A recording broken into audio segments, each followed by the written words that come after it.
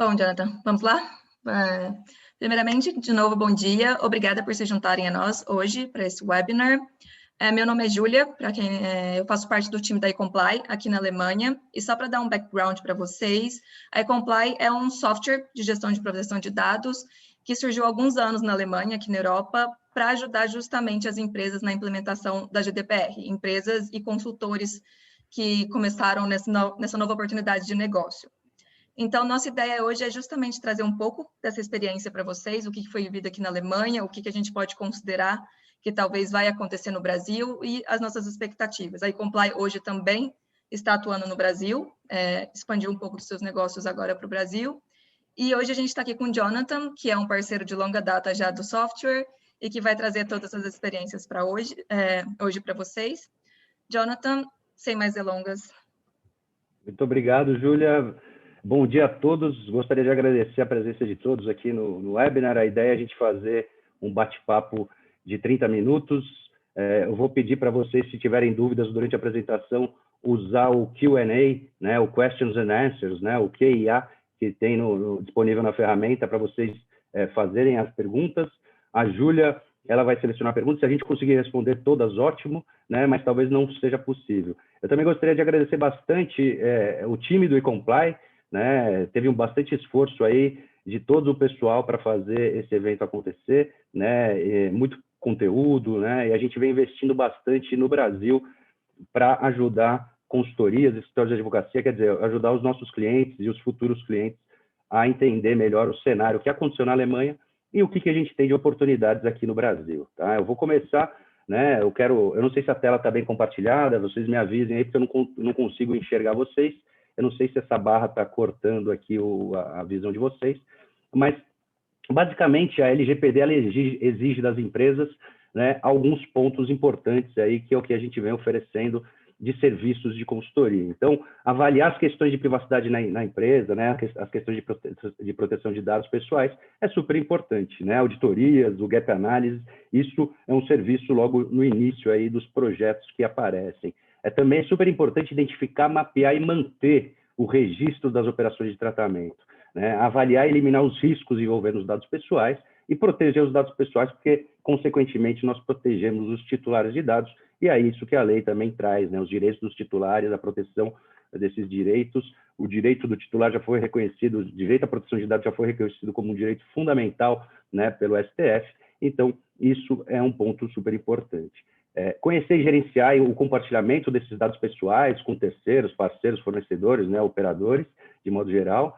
É preciso ter um plano para responder às requisições dos titulares de dados, eles podem acionar as empresas, né, para os controladores, os agentes de tratamento de modo geral, inclusive direto para a NPD, né, e responder e notificar eventuais incidentes ou violações de segurança também. Então, existem diversos itens, aqui está bem resumido, né, de uma forma bem resumida, mas desses itens surgem diversas oportunidades, né, seja para você fazer uma consultoria completa, oferecendo todos os tipos de serviço, seja para você oferecer trabalhos direcionados e pontuais.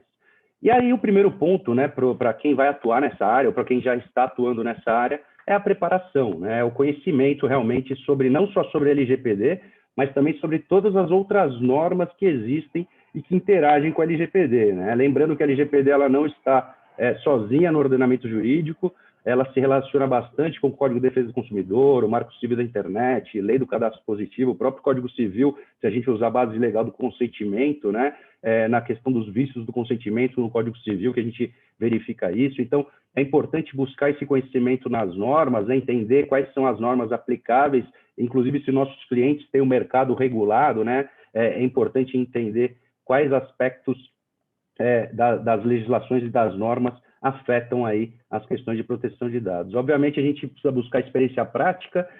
Alguns colegas, né, foram para a Europa logo que o GDPR entrou em vigor para participar voluntariamente de projetos de adequação, de implementação do GDPR nas empresas.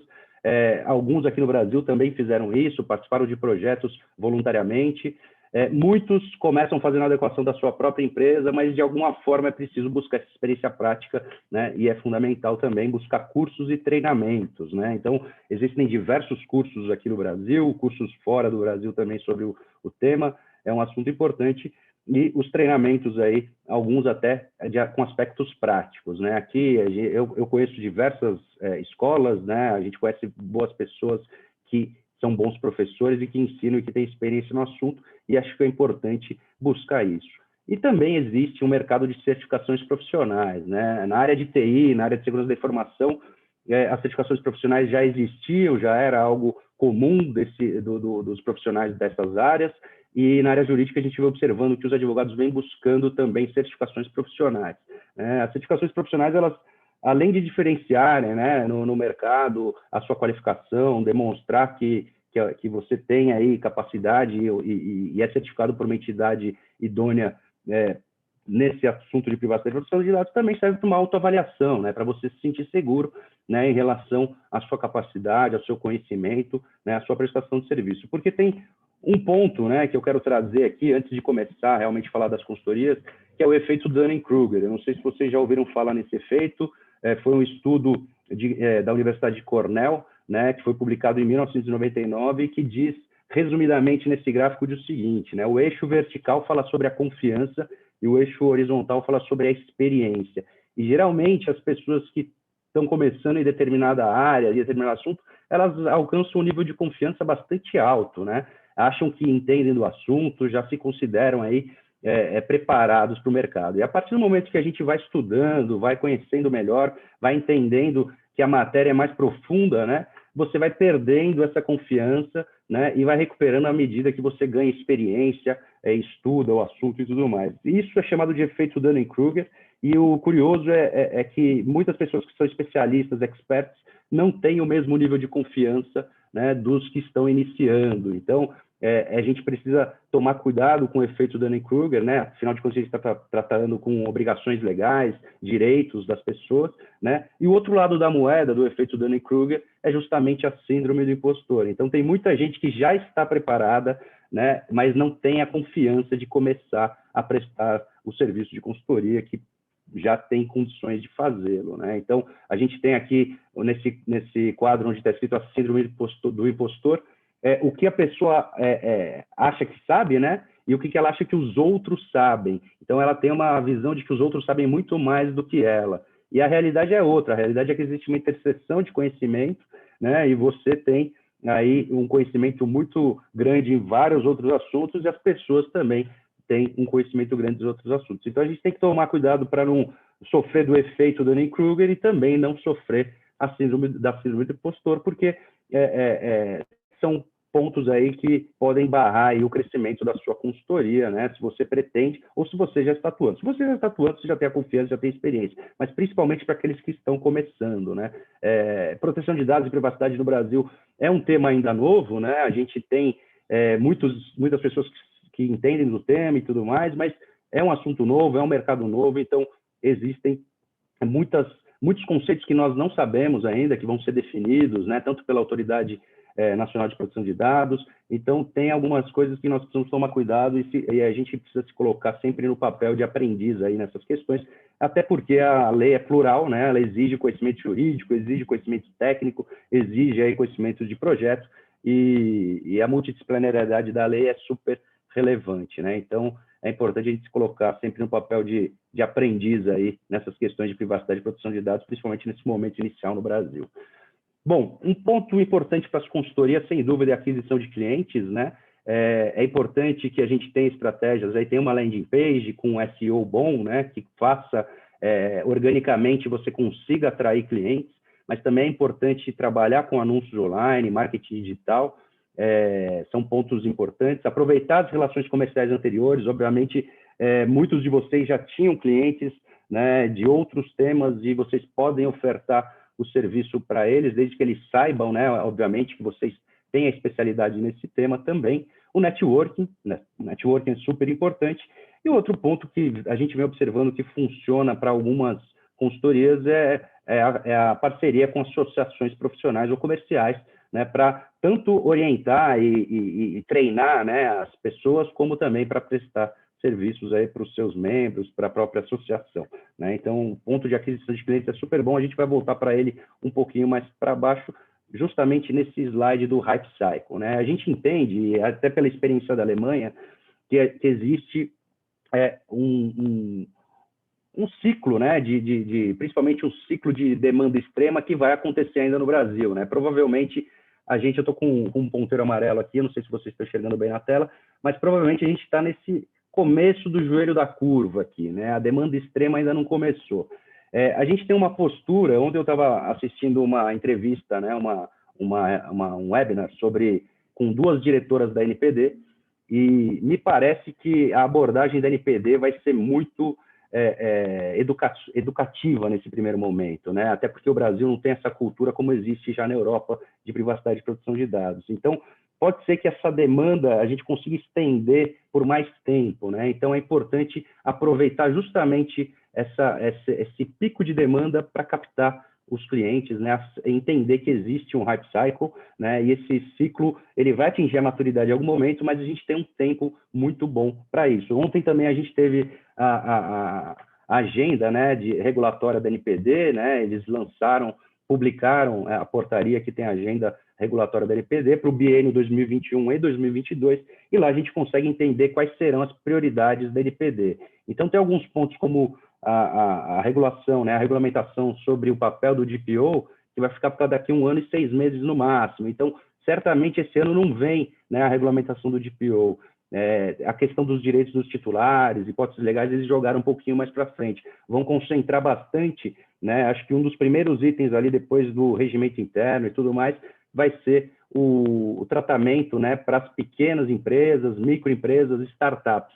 E isso gera, né, um potencial de priorização para atender esse tipo de cliente, porque as micro e pequenas empresas vão ter uma regulação diferente, né, por parte da NPD. E é importante acompanhar isso, né? Não sei se todos viram essa agenda regulatória da NPD, é importante acompanhar. Tá? Então, é importante entender esse hype cycle justamente para poder adquirir, né, clientes durante essa curva, né, e aproveitar o máximo possível quando tiver a demanda extrema aí de projetos, né, de clientes buscando adequação. O que vem funcionando na União Europeia, né, as estratégias da União Europeia em relação às consultorias, que, basicamente, resumido, são 3 modelos. Né? A gente tem um modelo em que há indivíduos altamente qualificados no tema, né? O foco realmente é em qualificação profissional e o atendimento é personalizado, ou seja, existe uma pessoalidade no atendimento, né? A pessoa atende aquele cliente e só se relaciona basicamente com aquela pessoa. Tá? A gente também tem as equipes intercambiáveis. Aqui o foco não é na pessoa, né? Não é a pessoalidade, o foco é na marca, na empresa. Então, é um atendimento menos personalizado, mais pessoas atendem aquele cliente, né? E o foco realmente é na marca e na empresa. E a gente tem também um modelo que é híbrido, né? Que existem indivíduos que são a referência nessas consultorias, mas existe uma equipe de suporte que atende, né? E permite aí que esse indivíduo tenha fôlego para atender mais clientes, né? Então, existe basicamente esses modelos de consultoria na Europa, e existe também um modelo que vem prevalecendo lá, o modelo de negócio, né? Aí de monetização, de cobrança, seria o modelo de flat rate, ou seja, você cobra um valor fixo mensal, é como se fosse uma subscrição, uma assinatura, né? Eu vou falar um pouquinho disso aqui nos serviços e modelos de consultorias. Aqui é um ponto importante, né, porque a gente vê no mercado brasileiro as consultorias, os escritórios vendendo projeto de adequação, né? Geralmente o projeto de adequação, por ser um projeto, ele tem começo, meio e fim, né? Então, nesse fim do projeto, né, você estabelece um valor para esse projeto, você faz o acompanhamento das prioridades. Alguns utilizam metodologias tradicionais, outros utilizam metodologias ágeis para fazer esses projetos, né, priorizando de acordo com as necessidades do cliente, mas geralmente tem um começo, meio e fim, e o valor é fixo, né? Então, pelo projeto, você vende o projeto, e acabando o projeto, acabou a receita, né, da consultoria do escritório, né? Existe também a possibilidade de você vender o programa de conformidade, né? Então, geralmente, depois de um projeto de adequação, vem o programa de governança, o programa de conformidade com a lei, porque a adequação não existe 100%, né, se a gente for ver. A partir do momento que você entra no modelo de adequação, a empresa continua tendo seus projetos, parcerias, lançamento de novos produtos, novos serviços. E nesse ponto, né, é importante depois manter, né, um programa de conformidade. O programa ele é contínuo, ele não tem fim, né? E nesse aspecto seria interessante aí cobrar por meio de um valor fixo mensal, gerando uma receita recorrente para a consultoria, né?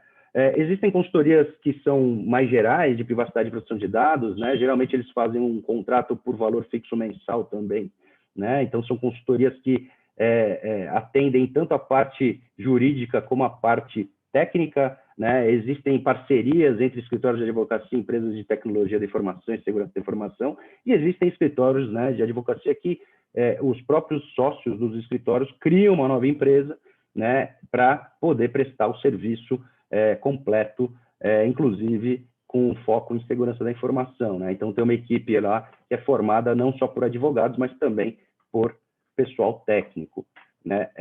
Tem gente vendendo só o serviço de DPO externo, né? O DPO as a Service.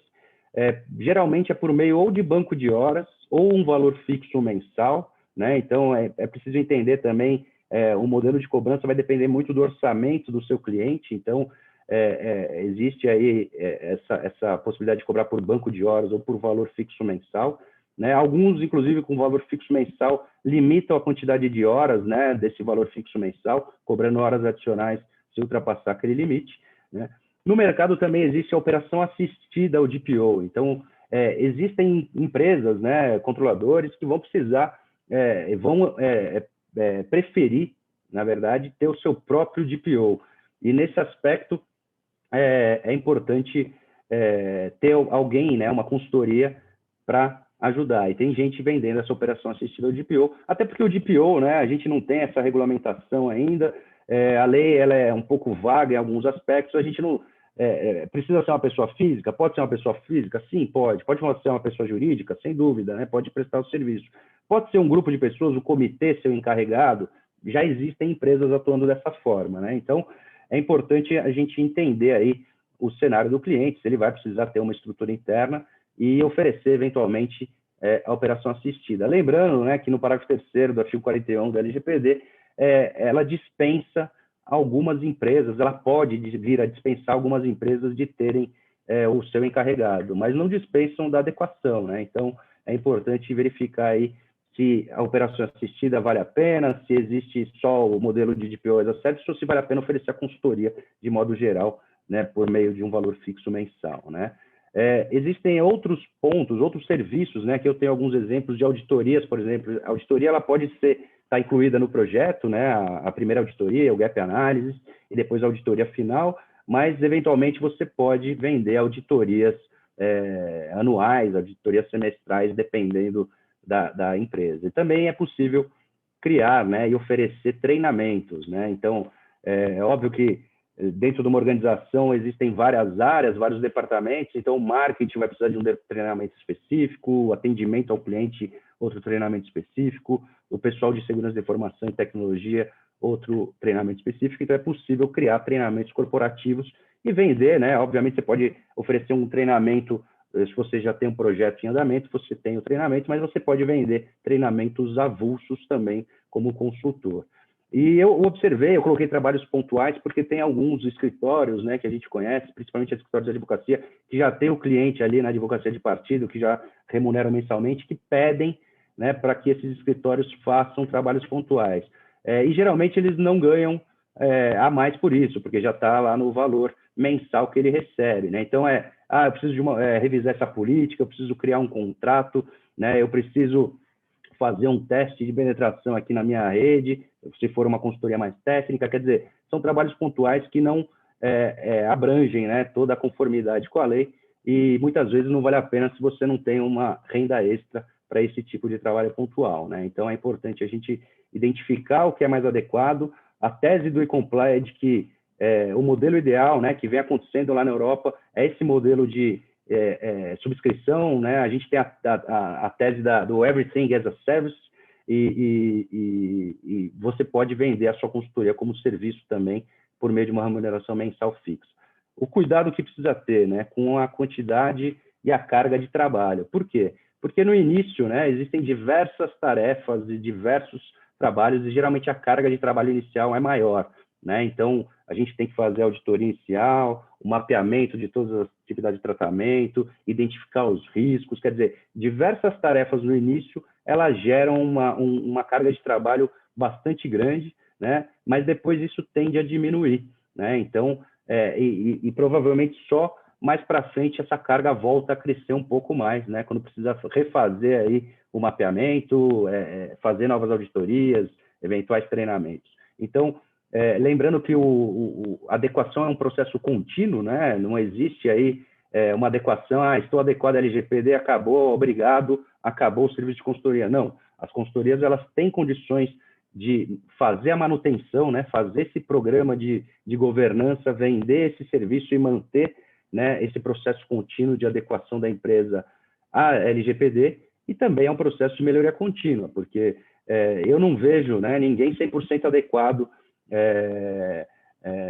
como a LGPD, né? Não existe a possibilidade de ficar 100% adequado, é sempre um horizonte que a gente busca, e essa adequação ela vai sempre precisar ser revista, por quê? Porque vão surgir, né, novas áreas, novos projetos, novos parceiros, né, de repente quer atuar num segmento específico, né, que é um ponto importante, né, para você até diminuir a carga de trabalho. Se você utiliza algum tipo de software, alguma ferramenta tecnológica, você consegue criar templates e modelos específicos.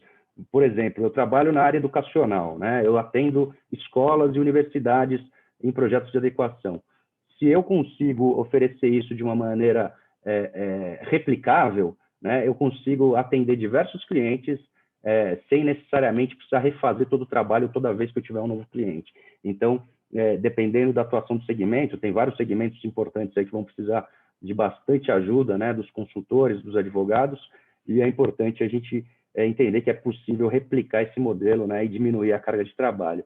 Esse slide aqui, ele demonstra justamente esse esforço inicial, né? Então, a gente tem aí uma carga de trabalho inicial muito grande. Aqui a gente está prevendo um contrato de 36 meses, tá, com o cliente, um valor fixo mensal, e a gente tem aí uma carga inicial grande, depois uma manutenção, né, a cada 12 meses, né, você tem a revisão do mapeamento, as auditorias de conformidade, eventuais suportes e treinamentos, também aumenta a carga de trabalho, mas você consegue manter ali uma carga de trabalho um pouco menor do que no início, né? E, obviamente, na renovação, né, você tem que justificar aí para o seu cliente porque é importante ele renovar, né? E o fato da lei exigir essa melhoria contínua, né, esse trabalho contínuo, ele já faz naturalmente com que a empresa decida aí por manter o seu contrato, né? Obviamente tem diversos trabalhos, aqui a gente tem só um exemplo, né?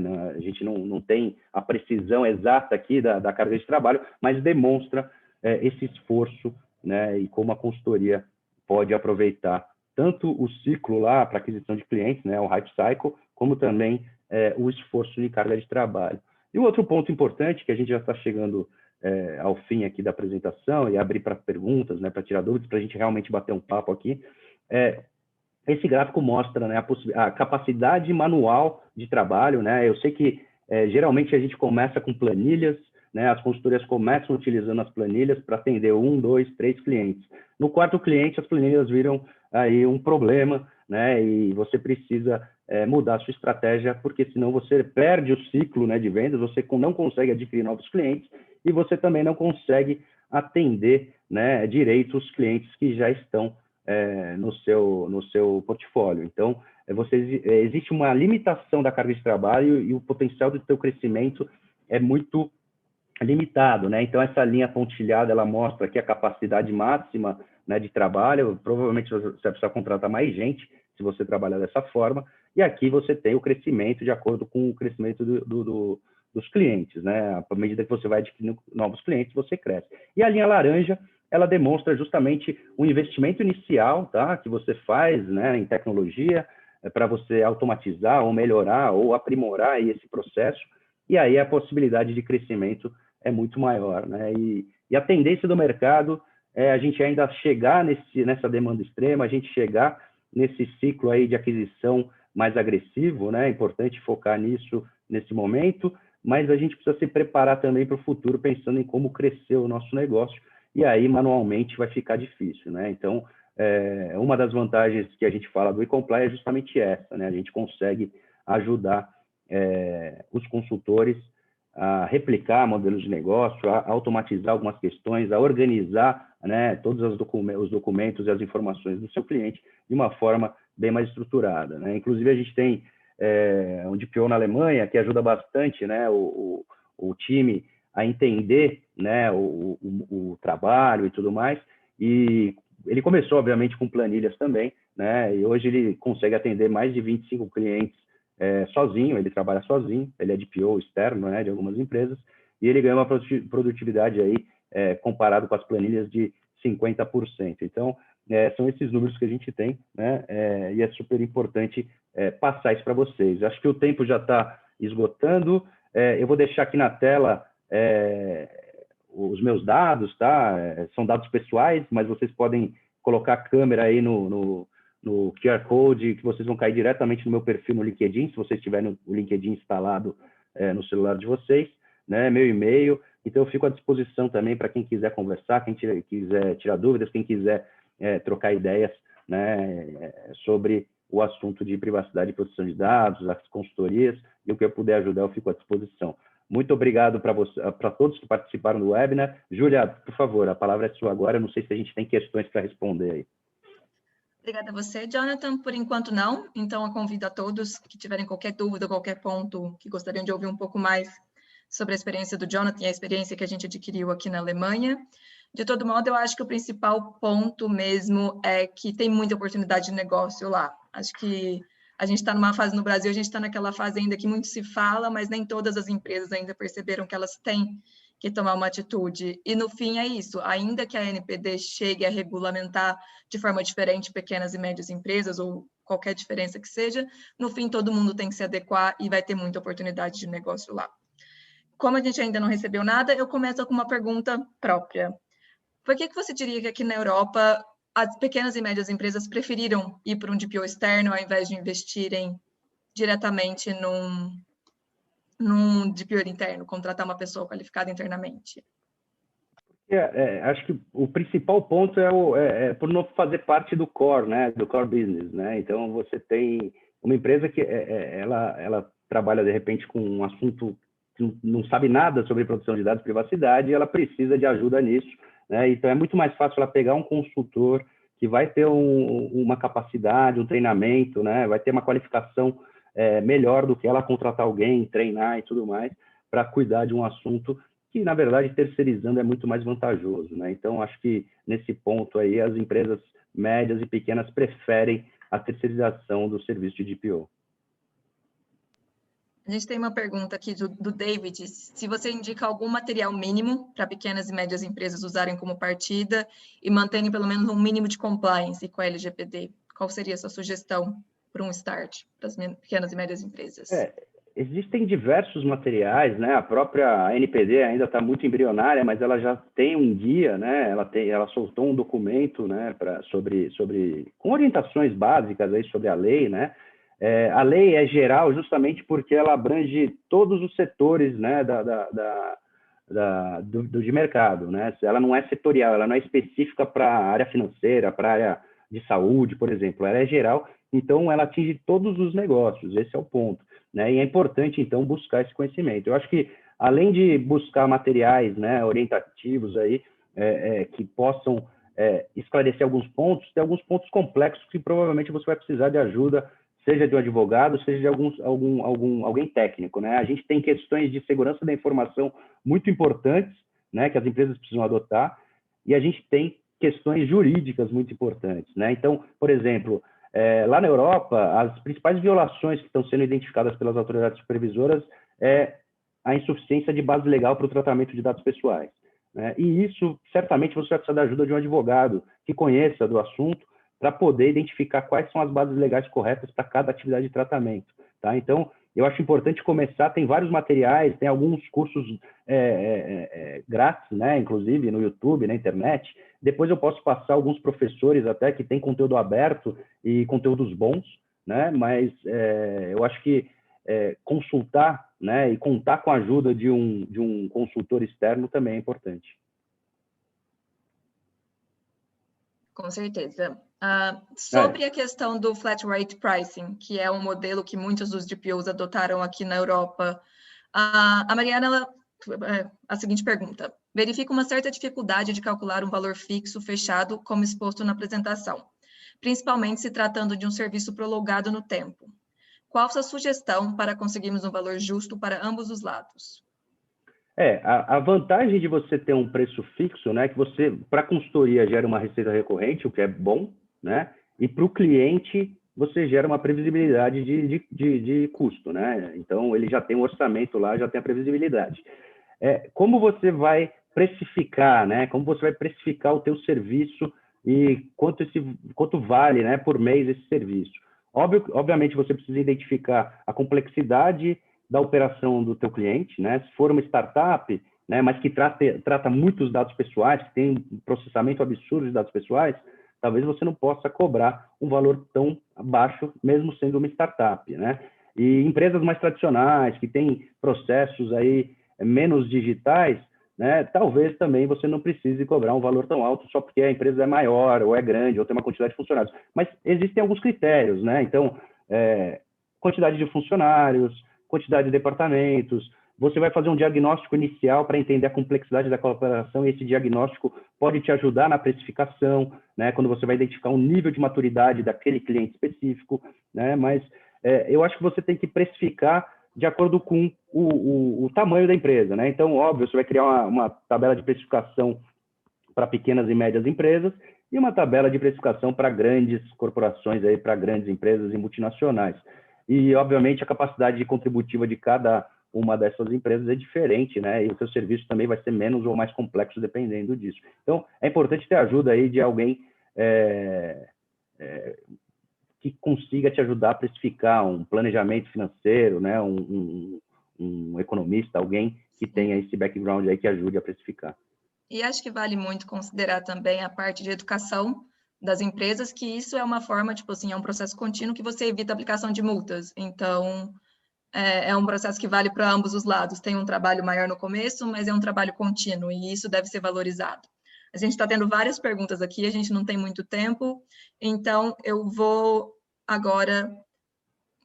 O Aruanã, ele compartilhou aí o guia em PDF do governo, já ajudou a responder uma das perguntas, muito obrigado. Né? O Alberto também, ele mandou da questão do atendimento dos titulares de dados, sem dúvida, né? Se você é um órgão público que atende os cidadãos ou é uma empresa que atende o B2C, aí tem grande, né, quantidade de consumidor, é o grande desafio que você vai ter.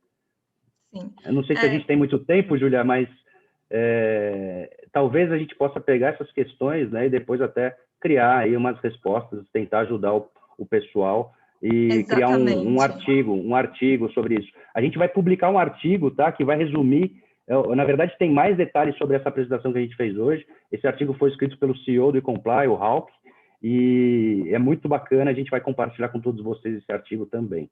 É exatamente o meu ponto. A gente não tem tempo agora para responder todas as perguntas, mas logo depois que a gente fechar a sessão, tem lá para você dar o seu feedback e também a gente tem os dados de vocês. Todas as questões que foram postas aqui, a gente vai tentar responder para vocês diretamente por e-mail. E como o Jonathan falou, o eComply está tentando frequentemente postar bastante conteúdo que possa ajudar você, que está pensando em como iniciar ou já está prestando a sua consultoria no Brasil. Então, vocês podem simplesmente acessar o site do eComply, www.ecomply.io, e que vai ser sempre conteúdos atualizados sobre a questão do flat rate pricing, sobre a questão dos modelos de consultoria e vários outros conteúdos que a gente acha interessante compartilhar da nossa experiência aqui. O Aruanã, ele perguntou se a gente pode compartilhar a apresentação. Eu não tenho problema com isso, mas eu vou só confirmar, tá, com o pessoal de comunicação, de marketing da eComply, para ver se a gente pode compartilhar, mas eu não vejo problema não em compartilhar.